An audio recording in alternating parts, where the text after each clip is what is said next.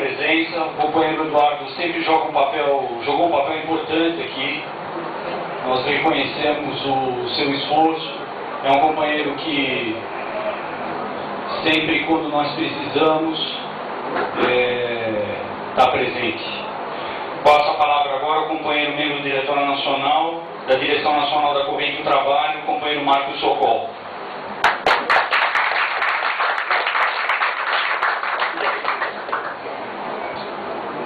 Boa tarde, companheiros e companheiras. Queria me congratular em primeiro lugar que os 4 diretores tiveram a coragem de comemorar o aniversário do PT. Eu brincava que esse vai ser, nos últimos 10 anos, o primeiro ano que não haverá uma grande comemoração nacional do aniversário do nosso partido. É um paradoxo. Espero que esse não seja o último, mas o primeiro. Mas acho que se multiplique para comemorar o aniversário, que ainda é tempo, esse mês de fevereiro, porque não em março.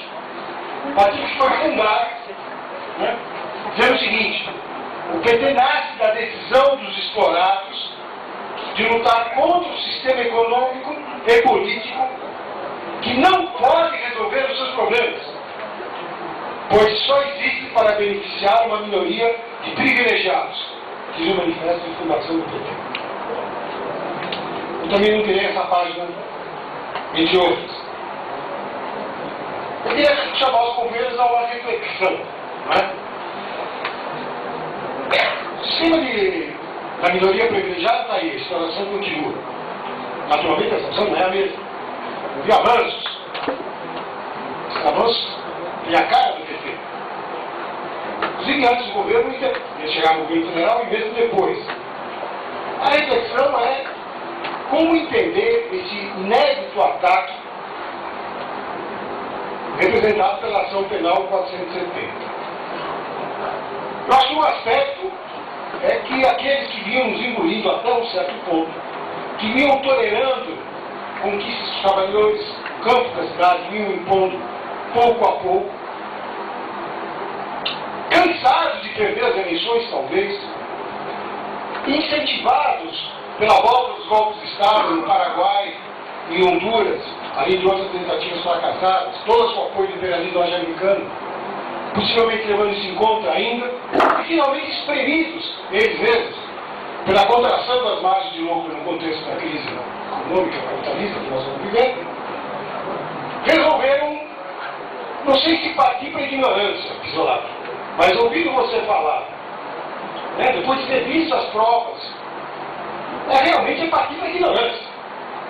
Não é uma sutil traquinagem jurídica. Aqui deve ter vários advogados que podem nos explicar, né, como os tribunais são funcionais para as classes dominantes em geral, mas dentro de certas regras, né, naquilo que, dentro da democracia, se acostumou a respeitar. A prova, por exemplo, precisa ter uma prova.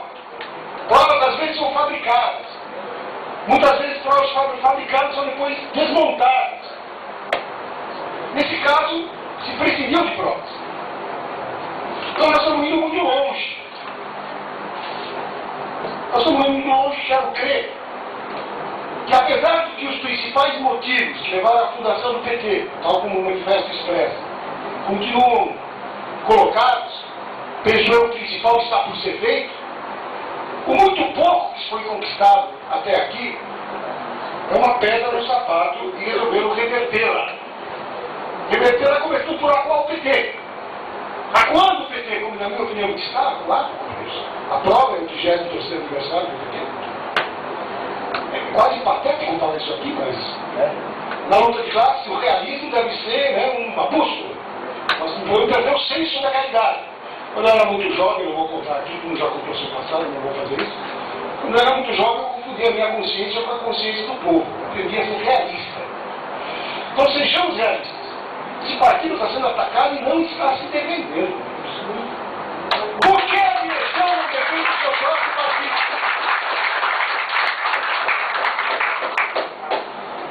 Eu não consigo compreender isso. O Supremo Tribunal Federal quer decidir o pré-sal, ele quer decidir o mandato dos deputados, né? Praticamente o Genuíno é um transgressor da vontade do Supremo por ele ser uma amor de Deus. É assim. Nós chegamos a um ponto em que o presidente do Congresso ofereceu asilo a um deputado. Agora entendendo? Mas é grave isso.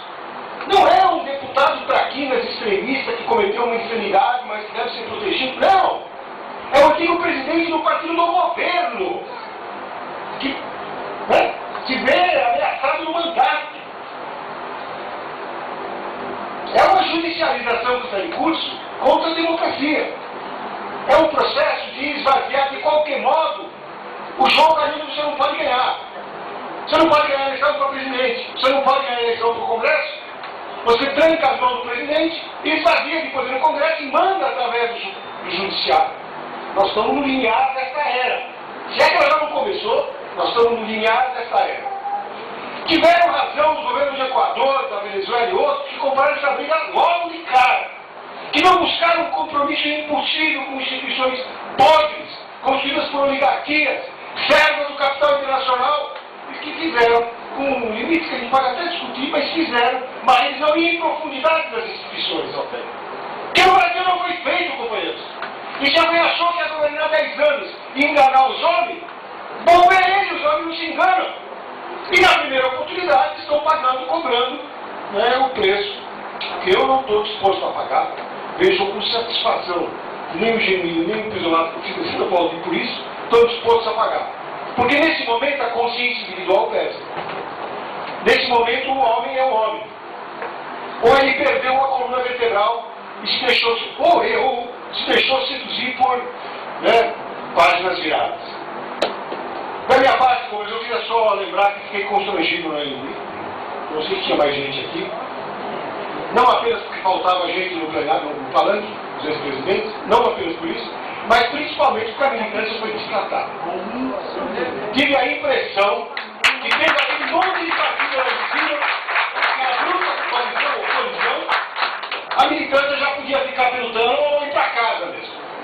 E depois, como lembrou a Juliana, hora que a coisa apertar, porque ela vai apertar, vão vir pedir, pelo amor de Deus, para a militância sair para a rua.